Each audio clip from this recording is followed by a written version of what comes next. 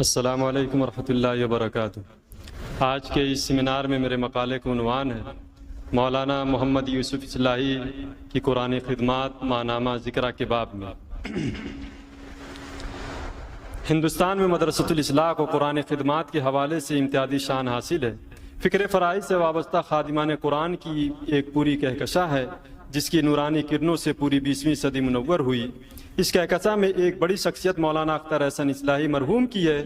مولانا اختر احسن اصلاحی کے تعلق سے مولانا امین احسن اصلاحی کا کہنا تھا، وہ تو یوں میرے ہمدرد تھے مگر قرآن علوم و فنون پر ان کی گہری نظر ہونے کے باعث وہ ان کے لیے استاد جیسا مقام رکھتے تھے۔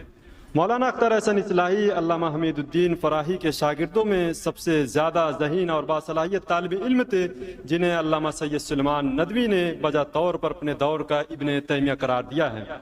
اصلاحی علماء کی اسی روشن کہکشاں میں ایک اہم نام مولانا محمد یوسف اصلاحی کا بھی ہے۔ مولانا محمد یوسف اصلاحی نے کم و بیش 3 سال کی طویل مدت تک مولانا اختر احسن اصلاحی کی خدمت میں رہ کر تفسیر قرآن کے اسرار و رموز سیکھے تھے، اور اس طرح وہ فراہی مکتب فکر سے بالواسطہ طور پر منسلک ہو گئے تھے۔ مولانا محمد یوسف اصلاحی 19 جولائی 1933 کو بریلی کے ایک تعلیم یافتہ خانوادے میں پیدا ہوئے۔ والد ماجد کا نام عبدالقدیر خان تھا جو شیخ الحدیث تھے۔ مولانا کا بچپن بے کسی اور بے بسی میں گزرا، لیکن اس کے باوجود وہ اللہ کے فضل و کرم اور مسلسل کوشش سے اس مقام کو حاصل کرنے میں کامیاب ہو گئے۔ آپ نے ابتدائی تعلیم گھر میں حاصل کی اور 11 سال کی عمر میں حفظ مکمل کر لیا۔ بلوغت کے بعد مسلسل تراویح سناتے رہے۔ بریلی اسلامی انٹر کالج سے ہائی اسکول پاس کیا۔ ہائی اسکول پاس کرنے کے بعد عربی پڑھنے کا شوق ہوا، اس لیے اپنے لوگوں کے مشورے سے مدرسہ مدارس علوم سہارنپور میں داخلہ لیا اور وہاں 2 سال زیر تعلیم رہے، لیکن چونکہ وہ جماعت اسلامی سے متاثر تھے اس لیے وہاں کا ماحول ان کے لیے سازگار نہیں ہوا، تو وہاں سے تعلیم چھوڑ کر مدرسۃ الاصلاح سرامیر آ گئے۔ مدرسۃ الاصلاح کی فضا ان کے لیے سازگار ثابت ہوئی۔ اس فیضان نے ان کی ذہنی صلاحیتوں کو نکھارنے اور مزید پختہ کیا۔ مدرسۃ الاصلاح میں وہ مولانا اختر احسن اصلاحی کی زیر تربیت رہے اور یہاں سے امتیازی نمبروں سے 1953 میں سند فضیلت حاصل کر کے فارغ ہوئے۔ مولانا کم عمری ہی میں جماعت اسلامی ہند سے وابستہ ہو گئے تھے۔ آگے چل کر وہ جماعت اسلامی کی مرکزی مجلس شورا کے رکن بنے۔ مولانا متعدد تعلیمی و فلاحی اداروں کے سربراہ رکن رہے۔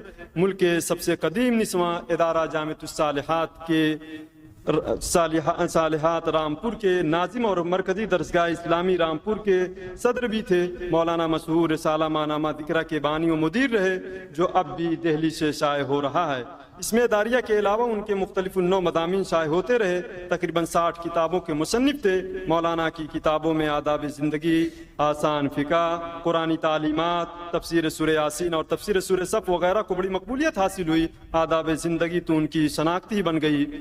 مولانا کا اصل موضوع قرآن مجید تھا۔ قرآنی تعلیمات پر آپ کی کئی تصانیف ہیں جو لوگوں میں عام ہیں۔ ایک اہم اور ضخیم کتاب قرآنی تعلیمات کے نام سے ہے۔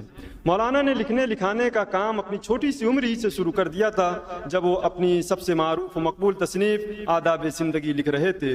اس وقت شاید انہیں اندازہ بھی نہیں رہا ہوگا کہ وہ اپنی پہلی ہی تصنیف سے اس قدر شہرت و پہچان حاصل کر لیں گے۔ اس وقت ان کی عمر 20-22 برس کی رہی ہوگی۔ یہ کتاب اگرچہ عمر کے اس حصے میں لکھی گئی تھی جو لکھنے پڑھنے کی عمر ہوتی ہے، مگر اس کتاب نے کامیابی کے کئی ریکارڈ بنائے اور تصنیف و تالیف کے میدان میں اپنی خاص پہچان اور جگہ بنائی جو آج تک قائم اور باقی ہے۔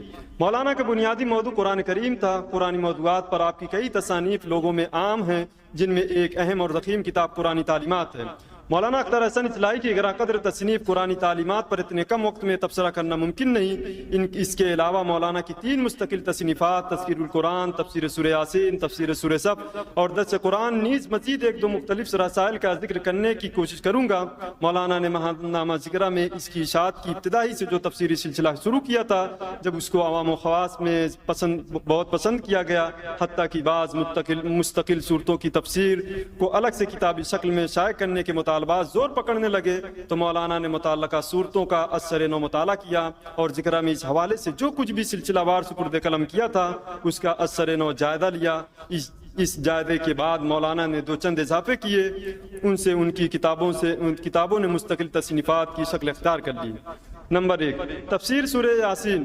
مولانا کی کتاب تفسیر سورہ یاسین درمیانی سائز کے 200 سے زائد صفحات پر مشتمل ہے۔ مصنف کے مختصر سے پیش لفظ کے بعد پہلے مکمل سورہ یاسین ترجمہ دی گئی ہے، اس کے بعد آیت در آیت ترجمہ و تفسیر ہے۔ تفسیری نکات پر ذیلی عناوین لگائے گئے ہیں جو تعداد میں 100 سے زائد ہیں۔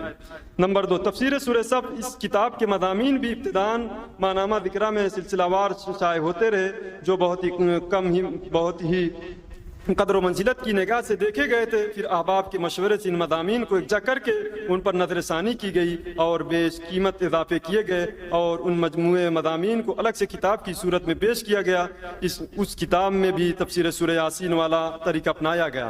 درس قرآن ماہنامہ ذکرہ میں تذکیر القرآن والے کالم کے تحت بعض اوقات منتخب آیات کی ترجمانی و تشریح تو توضیح بھی پیش کی جاتی رہی، جسے ذکرہ کے بعض قارئین کی طرف سے خاصی پذیرائی ملتی تھی۔ اسی پذیرائی اور افادہ عام کی غرض سے ان منتخب آیتوں کی تشریح و ترجمانی کو کتابی شکل میں شائع کیا گیا تاکہ قرآن سے شغف رکھنے والے حسب توفیق استفادہ کر سکیں۔ ان مستقل تصنیفات کے علاوہ بعض مختلف رسائل بھی ہیں جو اس طرح ہیں۔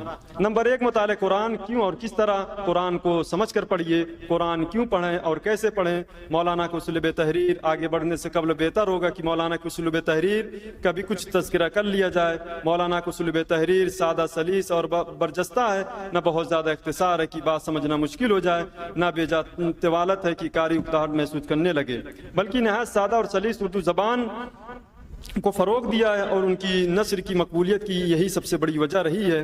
اسی وجہ سے ان کی تصانیف خاص و عام سب کے لیے یکساں طور پر مفید بن گئیں۔ مولانا کی بیشتر کتابوں کے 10 12 اور بعض کے 30 سے زائد ایڈیشن شائع نکل چکے ہیں۔ مولانا کی بعض کتابوں کو پڑوسی ملک کے بعد پبلشر نے بھی شائع کیا ہے۔ مولانا یوسف صلاحی کا انتقال 21 دسمبر 2021 کو ہوا۔ اللہ تعالیٰ مولانا مرحوم کی قرآن خدمات کو قبول فرمائے اور آنے والی نسلوں کے لیے مفید ثابت ہوں، آمین۔